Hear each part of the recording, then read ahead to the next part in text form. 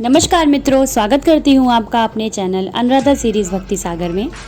आज के वीडियो में हम लोग जानेंगे गणेश चतुर्थी के बारे में। पूजा कब करें, विसर्जन कब करें, गणेश चतुर्थी का पर्व क्यों मनाया जाता है, इन सब बारे में आज हम लोग आपसे बात करेंगे। तो चलिए फिर वीडियो को शुरू करते हैं। पर वीडियो शुरू करने से पहले अगर अभी तक आप लोगों ने मेरे चैनल को सब्सक्राइब नहीं किया है तो प्लीज़ चैनल को सब्सक्राइब करें और बेल आइकन को दबा दें, जिससे मेरे आगे आने वाली वीडियो की नोटिफिकेशन आप लोगों तक पहुंचती रहे। तो चलिए वीडियो शुरू करते हैं। देखिए, त्योहारों का सीज़न आ चुका है। अभी रक्षाबंधन हम लोगों ने मनाया, जन्माष्टमी मनाई, अब हम लोग मनाने वाले हैं गणेश उत्सव। तो देखिए, गणेश उत्सव से पहले आने वाली है हरितालिका तीज। हरितालिका तीज के अगले ही दिन गणेश उत्सव का त्यौहार मनाया जाता है और हम लोग बहुत ज़्यादा उत्सुक होते हैं त्यौहार मनाने के लिए, क्योंकि हमारे हिंदू धर्म में ऐसा है कि एक के बाद एक त्यौहार आते हैं और हम लोग उस त्यौहार को मनाकर खुश होते हैं और एक दूसरे में खुशियाँ बांटते हैं। तो हम लोगों को हमेशा खुश रहना चाहिए और कोशिश ये करनी चाहिए कि हम खुश रहें और लोगों को खुशियाँ बांटें। तो चलिए जानते हैं कि गणेश चतुर्थी कब है। हर साल भाद्र मास की शुक्ल पक्ष की चतुर्थी तिथि को गणेश चतुर्थी का पर्व मनाया जाता है। इस साल गणेश चतुर्थी का पर्व 31 अगस्त दिन बुधवार को पड़ रहा है। देखिए, गणेश चतुर्थी का पर्व हर साल पड़ता है, लेकिन इस बार अच्छा क्या है कि बुधवार को यह गणेश चतुर्थी का पर्व पड़ रहा है। देखिए क्या है कि बुधवार क्या होता है, गणेश जी का दिन माना जाता है और इसलिए अगर इस बार गणेश चतुर्थी का पर्व बुधवार को पड़ रहा है तो ये बेहद ही खास दिन माना जा रहा है। इस दिन देखिए, वैसे तो हम लोग क्या करते हैं, गणपति बप्पा की पूजा करते ही हैं बुधवार के दिन, लेकिन अगर गणेश चतुर्थी का त्यौहार बुधवार को पड़ रहा है तो वो बहुत ही अच्छी बात है। तो हम लोगों को देखिए कोशिश ये करनी है कि आज के दिन हम लोग बप्पा की पूजा ज़रूर से ज़रूर करें और जितना भी आशीर्वाद ईश्वर से हम लोग ले सकते हैं हम लोगों को लेना है। बुधवार के दिन बप्पा की पूजा का विशेष महत्व होता है और इस दिन अगर गणेश चतुर्थी है तो ये बहुत ही अच्छा संयोग माना जाता है। चलिए बताते हैं आपको क्या है शुभ मुहूर्त। देखिए, बहुत सारे लोग ऐसे हैं जो अपने घर में बप्पा को लेकर आते हैं, बहुत सारे लोग ऐसे हैं जो लेकर नहीं आते, उनके घर में अगर मूर्ति रखी है तो उसी से पूजा करते हैं और बहुत सारे लोग ऐसे हैं कि जो है बाहर जाकर पूजा करते हैं। बहुत सारे शहरों में ऐसा होता है कि गणपति बप्पा की मूर्ति की स्थापना करी जाती है, जैसे मुंबई में होता है, महाराष्ट्र में होता है, अपने यहाँ पर भी होता है यूपी साइड में। तो आपको क्या करना है, आपकी जैसी सामर्थ्यता है उस हिसाब से आप लोगों को काम करना है, ठीक है।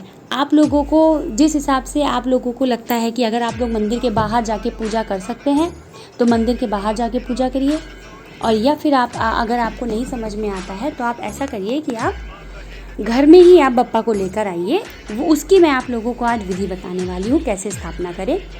तो देखिए, आपको क्या करना है, अगर आप अपने घर में बप्पा को लेकर आ रहे हैं तो देखिए कोशिश ये करिए कि आप मिट्टी की मूर्ति लेकर आइए। देखिए क्या होता है कि हम लोगों को विसर्जित करना है, मूर्ति को हम लोगों को विसर्जित करना ही रहता है।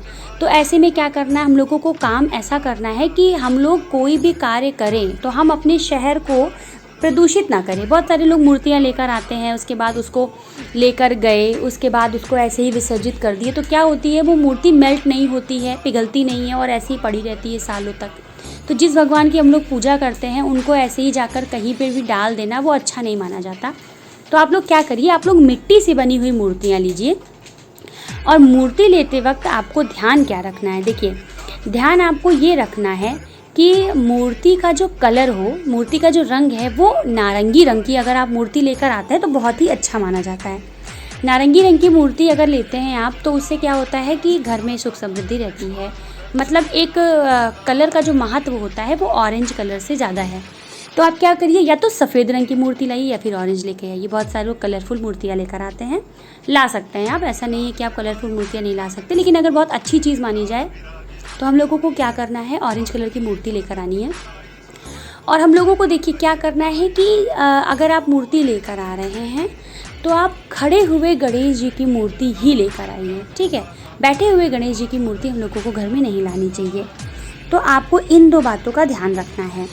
तो देखिए, आप लोगों को करना क्या है कि जिस दिन आप लोगों को जो है स्थापना करनी है उस दिन आप लोगों को ये मूर्ति बप्पा की लेकर आनी है।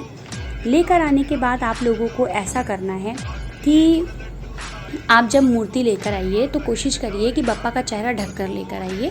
और मूर्ति लाने से पहले, घर में प्रवेश करने से पहले आप लोगों को क्या करना है, गणपति बप्पा की आरती उतारनी है।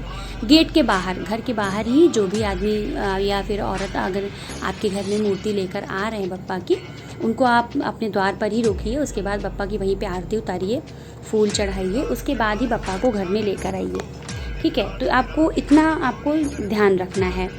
अब हम लोग जानते हैं कि गणेश चतुर्थी के दिन हम लोग जो पूजा करेंगे वो पूजा विधि क्या है। देखिए, आप लोग क्या करिए, एक चौकी ले लीजिए, चौकी के ऊपर आप लाल या पीले रंग का कपड़ा बिछा दीजिए। उसके ऊपर आप लोग रखेंगे क्या, गणेश भगवान की प्रतिमा को रखिए। उसके बाद क्या करिए, आप लोग स्नान करके ही पहली चीज़ भगवान को लेकर आइएगा। उसके बाद आपको क्या करना है, एक लोटे में गंगा जल लेना है। उससे क्या करना है, भगवान जी का आचमन करना है। आप भगवान के ऊपर थोड़ा सा जल छिड़किए। उसके बाद अक्षत, फूल और दूर्वा ज़रूर चढ़ाइए। और उनका प्रिय भोजन जो उनको पसंद है वो मोदक का भोग लगाइए, लड्डू का भोग लगाइए। इसके बाद धूप दीप, उसके बाद आरती जलाकर आप भगवान की आरती करें। और आपको क्या करना है, अंत में देखिए, आरती करने के बाद आप पहले गणेश भगवान के मंत्र का जाप कर लीजिए, 5, 11, जैसी आपकी यथाशक्ति है। परिवार में सारे लोग हैं तो सारे लोग मन में जाप कर लें। उसके बाद ही आप क्या करिए, गणपति बप्पा का जयकारा लगाइए। उसके बाद आपको क्या करना है, तब आप लोगों में प्रसाद वितरण करिए। ठीक है, इतना आपको करना है। बहुत सारे लोग देखिए ऐसे हैं जो लोग व्रत भी रहते हैं। गणेश बप्पा का आप लोग व्रत रख सकते हैं, गणपति बप्पा का। ऐसा कोई नहीं है कि कोई महिलाएं नहीं कर सकती, पुरुष नहीं, सभी लोग इनका व्रत कर सकते हैं। बट ये ध्यान रखना है कि देखिए, देवता के व्रत में हम लोगों को नमक नहीं खाना होता है, तो आप लोगों को थोड़ा इस बात का ध्यान रखना है। और गणेश जी का मंत्र क्या है मैं बता दूं, ओम गं गणपतये नमः, इसका आपको जाप करना है। ठीक है, अब देखिए, हम आपको बताते हैं कि कब से कब तक गणेश चतुर्थी का देखिए त्यौहार मनाया जाता है। भाद्रपद मास के शुक्ल पक्ष की चतुर्थी से लेकर गणेश जी का उत्सव हर घर में मनाया जाता है। ये मैंने आप लोगों को बताया। यह त्यौहार 10 दिन तक चलता है। देखिए, बहुत सारे लोग ऐसे हैं कि जो अपने घर में गणपति बप्पा को लेकर आते हैं, 1 दिन रखते हैं, 3 दिन रखते हैं, 5 दिन रखते हैं। तो आपकी यथाशक्ति आप पूजा कर सकते हैं। औरतों में बहुत सारी दिक्कतें होती हैं, किसी को पीरियड्स हो रहे हैं, हम लोग पूजा नहीं कर सकते हैं। तो अगर किसी के साथ ऐसी प्रॉब्लम है कि आपको लगता है कि 3 दिन बाद पीरियड्स हो जाएंगे, मैं पूजा नहीं कर पाऊंगी आगे, और क्या होता है कि हस्बैंड लोग ऑफिस चले जाते हैं, तो वो लोग इतना नहीं कर सकते हैं। ठीक है, तो आपकी श्रद्धा है, आप क्या करिए, आप लेकर आइए बप्पा को। आप 1 दिन में ही विसर्जित कर सकते हैं, सुबह लेकर आइए, शाम को विसर्जित कर दिया। उसके बाद आप 3 दिन में कर सकते हैं, 5 दिन में। वैसे तो क्या होता है कि 10 दिन रखते हैं, 11वें दिन हम लोग विसर्जन करते हैं। और विसर्जन कब किया जाता है, इनका विसर्जन किया जाता है अनंत चतुर्दशी के दिन बप्पा की विदाई की जाती है। देखिए, विदाई के लिए आप लोगों को करना ये है कि जो है, आप जब भी गणपति बप्पा की मूर्ति को आप लोग ले जाइए विदाई करने के लिए, विसर्जन के लिए, तो आप क्या करिए कि आप बप्पा की पहले आरती करिए। आरती करने के बाद भोग लगा के, भजन गाकर, जितने दिन भी बप्पा आपके घर पे रहते हैं उतने दिन आपको शाम को दीपक करना है, भजन करना है। लोगों को बुला के अगर आप भजन करते हैं तो बहुत ही अच्छी बात है। देखिए, 9 दिन तक बप्पा हमारे घर में रहते हैं, 10वें दिन हम लोग उनको विसर्जित करते हैं। और आप लोगों को करना क्या है, विसर्जन करते समय आप पहले घर में पूजन करिए। उसके बाद आप ढोल बाजे के साथ आप बप्पा को लेकर जाइए। अगर आपके पास घर के पास में नदी है तो नदी में ले जाइए, तालाब में ले जाइए।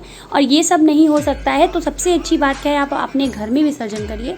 एक बाल्टी में पानी भर लीजिए, बाल्टी में पानी भरकर उसमें आप गणपति बप्पा का विसर्जन करिए। बट विसर्जन करने से पहले आप लोगों को करना क्या है, आप लोगों को विसर्जन करने से पहले बप्पा की आरती उतारनी है, उनका जयकारा लगा कर ही उनको जल में विसर्जित करना है।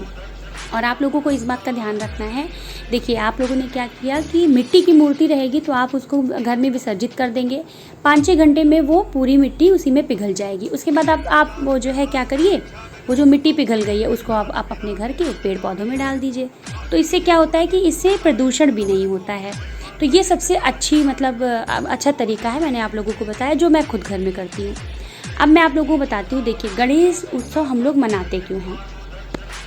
गणेश चतुर्थी का त्यौहार हम लोग 10 दिन तक मनाते हैं। ठीक है, पुराणों के मुताबिक गणेश चतुर्थी के दिन माता पार्वती के पुत्र गणेश जी का जन्म हुआ था। एक पौराणिक कथा के अनुसार महर्षि वेद व्यास जी ने महाभारत की रचना के लिए गणेश जी का आवाहन किया था और उनसे महाभारत को लिपिबद्ध करने की प्रार्थना करी थी। मतलब उन्होंने कहा था कि आपको ये लिखना है। मान्यता ये है कि गणेश चतुर्थी के दिन ही व्यास जी ने श्लोक बोला और गणपति जी ने महाभारत को लिखा। और बिना रुके 10 दिन तक जब गणेश भगवान इनको लिखते रहे तो गणेश भगवान के ऊपर धूल मिट्टी की परत चढ़ गई थी। तो गणपति बप्पा ने खुद को स्वच्छ करने के लिए 10वें दिन सरस्वती नदी में स्नान किया था। और उस दिन क्या था? उस दिन था अनंत चतुर्दश। तो फिर इसीलिए तब से यही मान्यता हो गई कि बप्पा को हम लोग घर में लेकर आते हैं, 10 दिन बप्पा को रखते हैं, उसके बाद अनंत चतुर्दश के दिन हम लोग बप्पा का विसर्जन करते हैं। सबसे महत्वपूर्ण बात देखिए ये है कि गणपति बप्पा की जो हम पूजा कर रहे हैं उसका महत्व देखिए क्या है। महत्व ये है कि जैसे अगर मान लीजिए आपके घर में कर्जा है, कर्जे से मुक्ति मिलती है, स्वास्थ्य आपका अच्छा रहता है, तन मन सब अच्छा रहता है, किसी कार्य में बाधा आ रही है, घर में शादियाँ नहीं हो रही हैं, बच्चों का मन पढ़ाई में नहीं लग रहा है, या फिर अगर किसी के ऊपर बुध ग्रह का दुष्प्रभाव है, या फिर अगर आपकी कुंडली में चंद्रमा कमज़ोर है, चंद्रमा कमज़ोर है या फिर पीड़ित है व्यक्ति, तो इन सब चीज़ों से जो है राहत मिलती है।